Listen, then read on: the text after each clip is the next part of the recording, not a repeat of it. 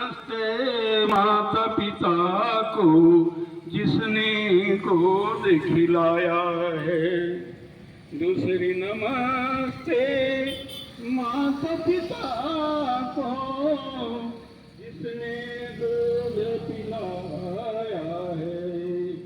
तीसरी नमस्ते दयानंद को जिसने वेदों का ज्ञान सिखाया है। चौथा नमस्ते उन वीरों को, चौथा नमस्ते उन वीरों को जिसने देश आजाद कराया है, जिसने देश आजाद कराया है।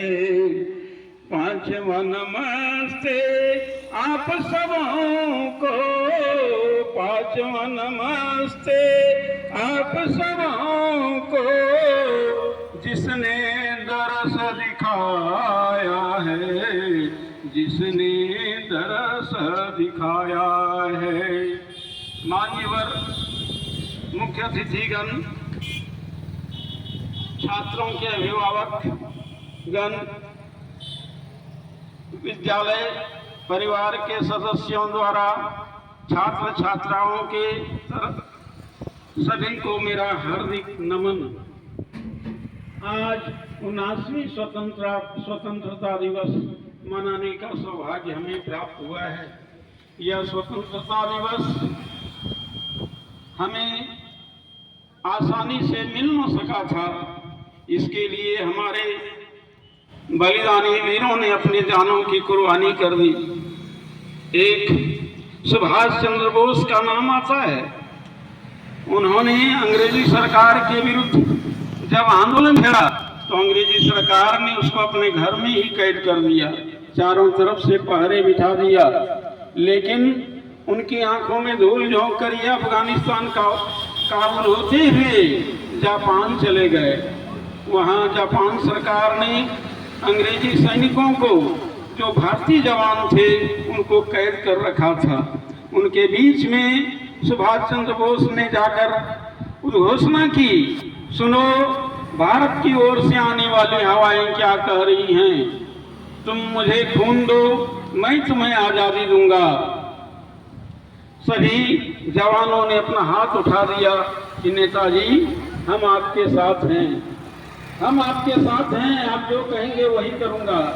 देखो, भारत माँ की आजादी के लिए तुम्हें वेतन नहीं मिलेगा, यहाँ तक कि तुम्हें खाने के लिए अन्न नहीं मिलेंगे, पहनने के लिए तुम्हें यूनिफॉर्म नहीं मिलेंगे, फिर भी लड़ना है, हम लोग लड़ेंगे। राजनीति में भी हमें ये भरोसा नहीं होता है, तुम लोग खूनी हस्ताक्षर करो। सबने अपना अंगुली चीर चीर कर खूनी हस्ताक्षर किया। इसमें बड़े वीरता की बात है कि एक जवान भारत से आजाद हिंद फौज जो सुभाष चंद्र बोस ने स्थापित किया, वही जापान में वहाँ एक भारतीय जवान गया कि हम उस सेना में भर्ती होंगे और भारत माँ की आज़ादी के लिए लड़ेंगे। वे वहाँ लाइन में खड़े हो गए सेना की भर्ती में। सुभाष चंद्र बोस एक ओर से सबकी ऊंचाई नापते हुए, उनसे पूछताछ करते हुए उनके पास जब पहुँचे, उनसे पूछा, तुम्हारे घर में और कौन कौन है? कहा, मेरी एक बूढ़ी माँ के अलावे मेरे घर में कोई नहीं है।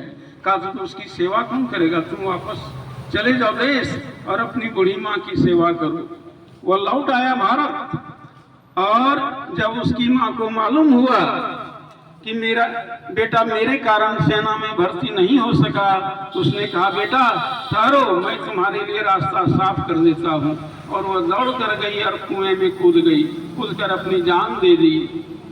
उसने उसका अंतिम संस्कार किया और पुनः लौटकर वहीं आजाद हिंद फौज में शामिल होने चला गया।